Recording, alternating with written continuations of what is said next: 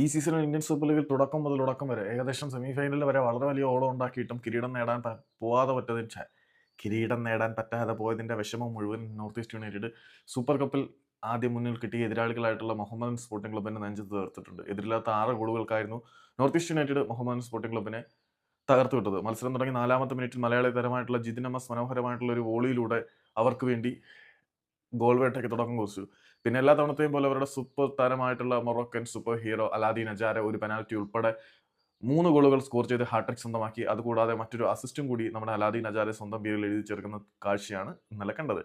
പിന്നെ നെസ്റ്റ ആൽബിയച്ചിന്റെയും ഗില്ലർമോയുടെയും ഗോളുകളും അവരുടെ ആ ഒരു വിജയത്തിന് മേമ്പൊടി പകർന്നു എന്ന് വേണമെങ്കിൽ പറയാം. ഗില്ലർമോ ഫെർണാണ്ടസ് 66-ാമത്തെ മിനിറ്റിലും ആൽബിയാസ് 42-ാമത്തെ മിനിറ്റിലുമായിരുന്നു നോർത്ത് ഈസ്റ്റ് യുണൈറ്റഡിന് വേണ്ടി മുഹമ്മദൻ സ്പോർട്ടിംഗ് ക്ലബിന്റെ വലയിലേക്ക് ഗോളുകൾ അടിച്ചു കൂട്ടിയത്.